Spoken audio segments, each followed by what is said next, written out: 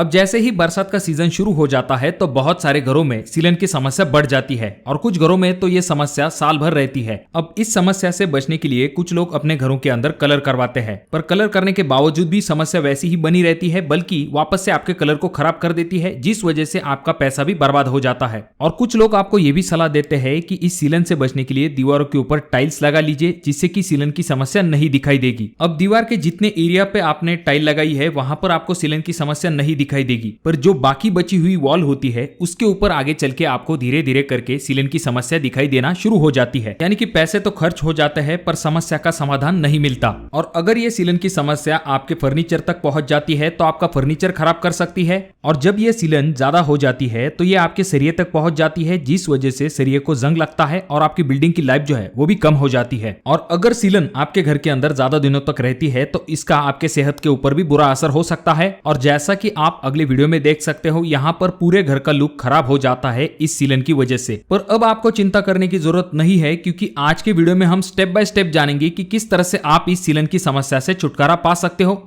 तो अगर आप सीलन की समस्या से छुटकारा पाना चाहते हो तो पहली चीज तो आपको यह जानना पड़ेगा कि आखिर आपके घर के अंदर सीलन किस कारण से होती है। अगर आप वो कारण ढूंढ लेते हो और उसके ऊपर उपाय करते हो तो आपको आपके घर के अंदर सीलन की समस्या दिखाई नहीं देगी। अब आपके घर के अंदर सीलन होने के क्या क्या कारण होते हैं उसके बारे में हम वीडियो के एंड में बात करेंगे। पहले हम ये जान लेते हैं कि आपके दीवार के ऊपर कौन सी सीलन है और उसका क्या इलाज है, उसके लिए कौन सा केमिकल इस्तेमाल करना है, किस तरह से इस्तेमाल करना है। क्योंकि जैसा कि आप मार्केट में देखते हो बहुत सारे टाइप के केमिकल होते हैं, तो इनमें से आपकी समस्या के लिए कौन सा केमिकल आपको यूज करना है ये भी हम इस वीडियो में देखेंगे। जनरली आपके घरों के अंदर जो दीवारें हैं उनके ऊपर 3 प्रकार की सीलन की समस्या दिखाई देती है। पहली जो कि होती है एवरेज, दूसरी जो कि होती है मॉडरेट, और तीसरी जो कि होती है एक्सट्रीम या फिर जिसे हम इंटेंस सीलन की समस्या भी कह सकते हैं। अब जो एवरेज सीलन की समस्या होती है उसमें यह देखा जाता है कि आमतौर पर आपके दीवार के ऊपर जो कलर और पपड़ियां होती है वो इस सीलन की समस्या की वजह से निकलने लगती है। दूसरे तरफ जो मॉडरेट सीलन की समस्या होती है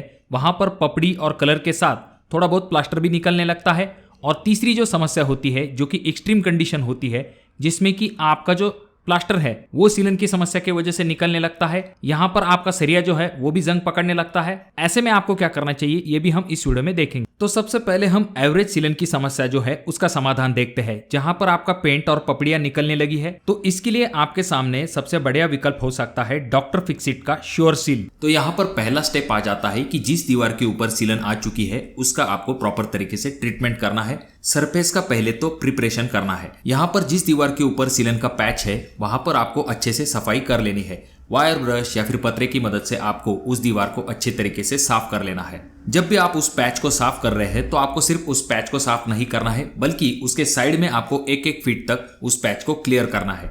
और जब भी आप उस पैच को साफ करते हैं तो आपको किसी भी प्रकार की पपड़ियां या फिर लूज प्लास्टर को वहां पर पीछे नहीं छोड़ना है।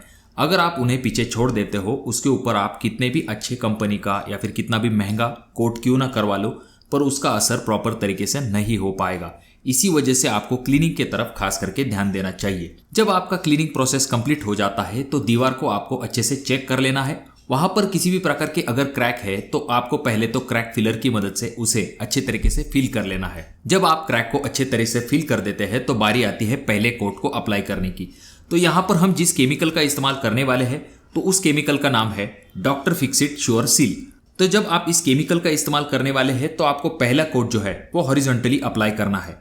जब भी आप इस कोट को अप्लाई करते हैं तो 2 चीजों की तरफ खास करके ध्यान दीजिए। सबसे पहली चीज ये आ जाती है कि जब भी आप कोट को अप्लाई करने वाले हैं तो सीलन का जितना पैच है उससे भी 1 फीट ज्यादा आपको इस पैच को अप्लाई करना है। और जब भी आप पैच को अप्लाई करते हैं तो आपको हॉरिजॉन्टल डायरेक्शन में इस कोट को अप्लाई करना है। अब ये जो केमिकल है ओरिजिनली इसका कलर व्हाइट होता है, पर अगर आप चाहते हो दीवार के ऊपर आपको कोई कलर नहीं करना है तो आप डायरेक्टली दीवार का जो स्टेनर है उसे डायरेक्टली इस केमिकल के अंदर मिक्स कर सकते हो और उसे अपने दीवार के ऊपर लगा सकते हो। इससे कि आपका पैच का कलर और दीवार का कलर अलग से दिखाई नहीं देगा। और जब भी आप पहला कोट अप्लाई करने वाले हो तो ये जरूर ध्यान में रखिए कि इस केमिकल में आपको किसी भी प्रकार के पानी को मिक्स करने की जरूरत नहीं है। आप डायरेक्टली डब्बे को खोल के ब्रश की मदद से इस कोट को अप्लाई कर सकते हो। जब आपका पहला कोट कंप्लीट हो जाता है तो आपको 6 घंटे तक उसे सूखने के लिए छोड़ देना है। जब 6 घंटे कंप्लीट हो जाएंगे उसके बाद आपको सेकंड कोट को अप्लाई करना है। जब भी आप सेकंड कोट को अप्लाई करते हो तो सेकंड कोट आपको वर्टिकल अप्लाई करना है, और जब दोनों कोट आपके कंप्लीट हो जाएंगे तो 24 घंटे बाद आपकी दीवार कंप्लीट हो जाएगी सीलन का सामना करने के लिए। अब ये जो doctor Fixit sure seal chemical है इसके बारे में जान लेते हैं। डॉक्टर फिक्सिट इसकी 5 साल की वारंटी देता है। ये जो केमिकल होता है ये आपकी दीवार के ऊपर एक ब्रीदेबल कोटिंग बनाता है, जिससे कि भाप अंदर आती है पर पानी आपके दीवार के अंदर नहीं आ पाता। और ये जो कोट आप अप्लाई करते हो ये बहुत ही लचीला होता है, जिस वजह से आगे चल के इसमें आपको जल्दी क्रैक नहीं दिखाई देते हैं। और अगर हम बात करते हैं इसके कॉस्ट की, तो आपको इस कोट को लगाने के लिए लगभग 10 रुपए पर स्क्वायर फीट के हिसाब से खर्च आता है। ये प्रोडक्ट आपको 1 किलो, 5 किलो और 20 किलो की पैकेजिंग में भी अवेलेबल है। और अगर हम कवरेज की बात करते हैं तो 1 किलो में आपका लगभग 20 स्क्वायर फीट एरिया जो है वो कवर हो जाता है 2 कोट के लिए। अगर हम 1 किलो की पैकेजिंग की कॉस्ट की बात करते हैं तो आपको 1 किलो की पैकेजिंग जो है वो 300 से लेके 350 रुपए तक मिल सकती है। अगर आप अच्छे रिजल्ट चाहते हो तो 24 महीने से पुराने वाला प्रोडक्ट इस्तेमाल मत कीजिए। अब इसके बाद अगर आपके घर के अंदर सीलन की समस्या बहुत ही ज्यादा है, ऐसे में आपके सामने अगला ऑप्शन आ जाता है जो कि है डॉक्टर फिक्सिट के तरफ से आने वाला डैम्प गार्ड, जो कि श्योर सील से थोड़ा सा महंगा होता है पर इसके रिजल्ट्स उससे भी अच्छे होते हैं और इसकी लाइफ भी ज्यादा होती है। तो अब ये जानते हैं कि ये जो डैम्प गार्ड है आखिर इसका इस्तेमाल किस तरह से किया जाता है। तो यहाँ पर आपको क्या करना है, सबसे पहले आपको एक पतरा लेना है जिसकी मदद से आपको जो पपड़ियां है उन्हें दीवार से पहले तो निकाल लेना है। उसके बाद आपको एक वायर ब्रश लेना है।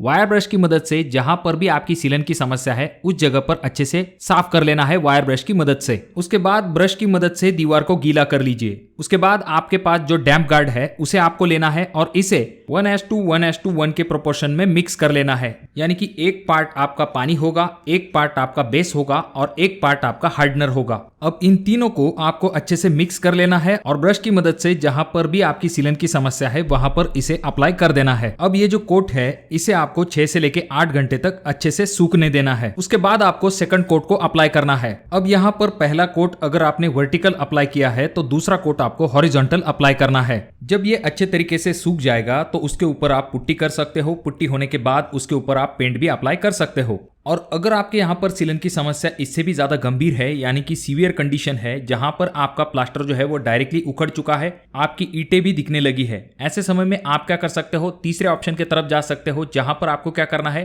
आपके दीवार के ऊपर जो लटका हुआ प्लास्टर है उसे आपको अच्छे से क्लीन कर लेना है, जहां पर आपकी ईंटें अच्छे से दिखाई देंगी। उसके बाद पानी के प्रेशर से आपको उस दीवार को अच्छे से धो देना है। उसके बाद आपको लेना है डॉक्टर फिक्सिट का सुपर लेटेक्स 302। इसे इस्तेमाल करने का जो प्रमाण होता है वो होता है 1:1.5, यानी कि एक पार्ट आपको सुपर लेटेक्स लेना है, उसमें आपको 1.5 किलो सीमेंट मिक्स करना है और ये जो पतला पेस्ट होगा इसे आपको आपके दीवार के ऊपर अप्लाई कर देना है।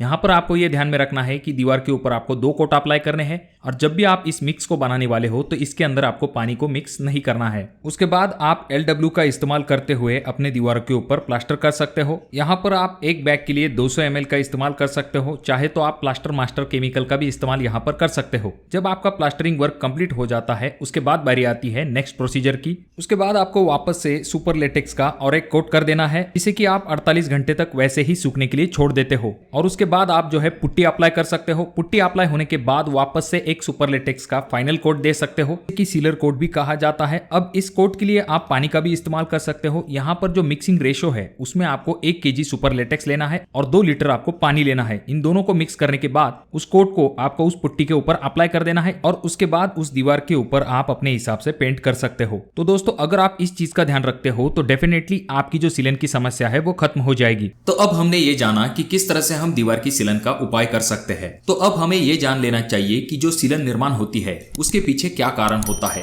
जब आप इसके पीछे का कारण ढूंढ लेते हो और उसके ऊपर प्रॉपर तरीके से काम करते हो तो आगे चल के आपके घर के अंदर कभी भी सीलन की समस्या निर्माण नहीं होती है। सबसे कॉमन समस्या हो जाती है जिसे कि राइजिंग डैम्पनेस भी कहा जाता है। ये जो डैम्पनेस होती है ये आपके जमीन से लेके ऊपर के दीवार की तरफ आने लगती है। इसका सबसे मेन रीजन ये हो जाता है कि जो आपने मटेरियल फिल किया होता है उसके अंदर जो है पानी घुस जाता है और जो है आपकी दीवारों से होता हुआ ऊपर की तरफ आता है, जिसे कि कैपिलरी एक्शन कहा जाता है। इसमें होता यह है कि जो आपकी ईंट होती है वो गीली होती है, उसके ऊपर की जो ईंट है वो गीले पानी को और भी खींच लेती है और इस तरह से जो है दीवार जो है ऊपर की तरफ गीली होती जाती है। ये चीज पहचानने का सबसे आसान तरीका यह है कि जो आपकी स्कर्टिंग होगी उसके ऊपर से जो है आपको सीलन की समस्या दिखाई देनी शुरू। तो इस चीज का समाधान आप किस तरह से कर सकते हैं, तो इसके लिए एकदम सिंपल चीज होती है जिसे कि कहा जाता है डीपीसी यानी कि डैम्प प्रूफ कोर्स। जब भी आपका फिलिंग कंप्लीट हो जाता है उसके बाद जो है आपको एक कंक्रीट का बेल्ट देना है आपकी दीवार के ऊपर। अक्सर ही अगर आप पीसीसी करते हैं तो पीसीसी आपकी दीवार के ऊपर आनी चाहिए, जिससे कि एक बेल्ट बन जाता है आपकी दीवारों के बीच में। इसका फायदा यह हो जाता है कि जब भी अगर नीचे से ईंटें पानी खींच भी लेती है, ऐसे वक्त में बीच में कंक्रीट का बेल्ट होने की वजह से पानी ऊपर की तरफ जो है वो नहीं जा पाता। तो ये मुख्य फायदा आ जाता है डीपीसी का। इस वजह से आपकी सीलन की समस्या जो है आगे चल के बढ़ नहीं पाती। अगला पॉइंट आ जाता है जो कि बाथरूम के रिलेटेड। अक्सर आपने देखा होगा कि बाथरूम में बहुत ज्यादा पानी का इस्तेमाल होता है। अब जब पानी का बहुत ज्यादा इस्तेमाल हो जाता है, ऐसे वक्त में जो आपकी टाइल्स होती है उनके बीच के जो गैप्स होते हैं उनमें पानी जो है वो चला जाता है। ये पानी जो आगे चल के नीचे चला जाता है उसे दीवारें खींच लेती है और आपकी डैम्पनेस की समस्या जो है वो शुरू हो जाती है। होता यह है कि जो हनी ट्रैप के जो कॉर्नर्स होते हैं वो अक्सर खुल जाते हैं, तो उसके पास से जो है पानी ज्यादा करके नीचे चला जाता है, क्योंकि आपका बाथरूम का ऑलरेडी स्लोप भी नानी ट्रैप की तरफ होता है। वो जो गैप होगा नानी ट्रैप और टाइल इन दोनों के बीच में, उसे आपको सीमेंट से भर देना है। इससे फायदा यह होगा कि पानी नीचे की तरफ नहीं जाएगा। अगला पॉइंट आ जाता है जो कि है प्लम्बिंग लाइन के रिलेटेड। अब जब भी आप प्लम्बिंग करते हैं ऐसे वक्त में अच्छे क्वालिटी का प्लम्बिंग मटेरियल इस्तेमाल कीजिए। आपकी जो प्लम्बिंग लाइन होगी उनका आप एक बार टेस्टिंग करवा लीजिए, जिससे कि आपको पता चलेगा कि कहीं पर लीकेज है या नहीं। अगर लीकेज की समस्या होती है ऐसे वक्त में वो आगे चल के सीलन का रूप धारण कर सकती है। अब यहाँ पर आपको आपकी प्लम्बिंग लाइन जो है उन्हें क्लियरली चेक कर लेना है। जो आपके बाथरूम के आसपास जो डैम्पनेस आती है, इसे पहचानने का सबसे मेन तरीका यह होता है कि आपके बाथरूम की जो आसपास की वॉल होती है वो गीली होने लगती है।